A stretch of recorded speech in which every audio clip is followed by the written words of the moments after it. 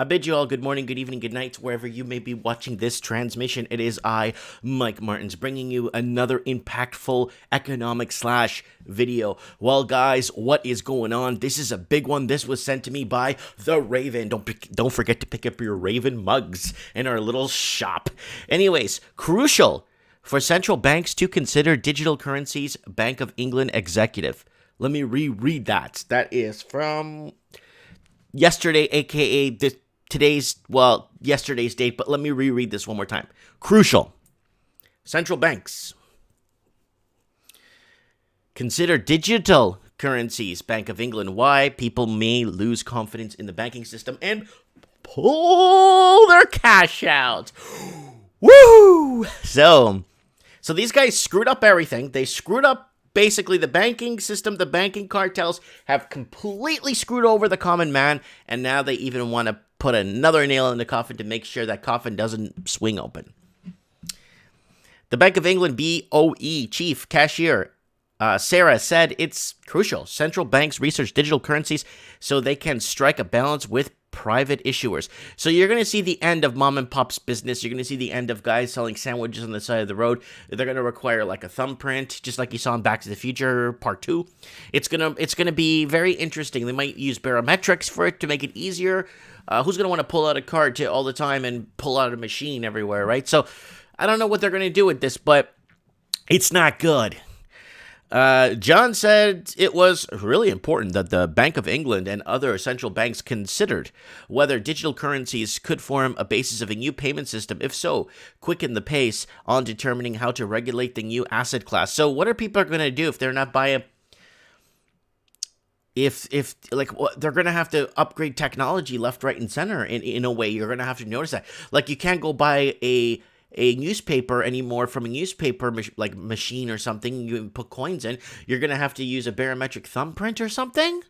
I don't even know. The BEO needs to consider its position on the technology to ensure the UK has a broad range of payments that it can use with confidence. So mom and pops selling oranges on the side of the road, businesses for 20, 30, 50, heck, the last 100 years, even Amish we'll have a tough time with this, John said, as reported by the Daily Telegraph on Saturday.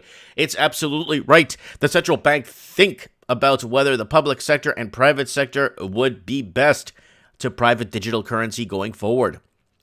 John, who, as the BEO's, Bank of England's chief cashier, is responsible for issuing banknotes in the UK, said it was so crucial that the central banks also determine how to define the role of private companies issuing their own cryptocurrencies in the future, such as Facebook's involvement with Libra. Oh, yeah.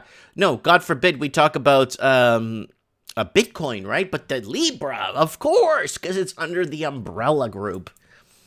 The BOE was one of Bank of England was several financial institutions that co-founded the new working group in January with the aim of sharing research and findings into central bank digital currencies, CBDCs. You gotta start learning these acronyms because they're gonna be part of your life, right?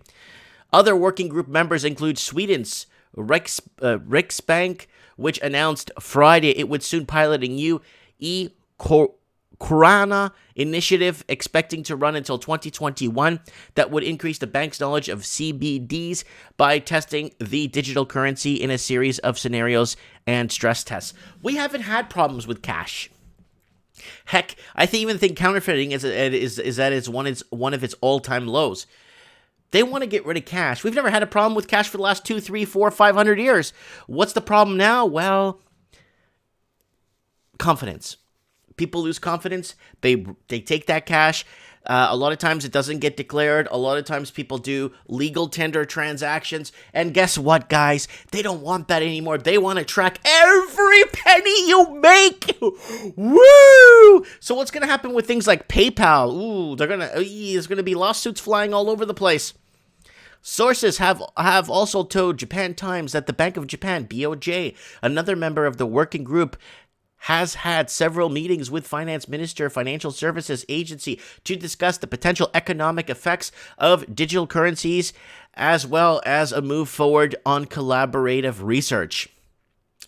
BOJ Governor Haruhiko Kurodo said, "We are advancing research and study the technical and legal perspectives so that we will be able to move in an appropriative way when there is a growing need." What growth? There's no growing need. People aren't making money anymore. What is the growing need? The growing need of defending the runoff on bank machines and putting limits on how much money people could withdraw. They don't want to do that. That will start sparking even more needs or more issues. So avoiding that will spark less concern, but implementing this will wake up a lot of folks. Japanese politicians had expressed concern in digital currencies such as one of the big developed by China could seriously challenge the existing dollar-based economic order. Although there were no plans to launch a digital currency, the BOJ deputy governor said in January the bank was laying the groundwork by researching the technology. So here it is, guys. It is crucial. So it's already been discussed. Once it's been discussed, it hits the floor. Once it hits the floor, it becomes discussed. Then it becomes argued, and then it becomes law. It gets written into law. Then it gets approved, and then it gets finalized, and then it becomes a real a day-to-day thing. What are they trying to defend themselves from? Because we had no problems with cash until now. I think a lot of countries, once these countries, the Commonwealth countries, so like you got Mexico, you got like parts of the US, you got all these countries like South Africa, they all thrive on their underground economies.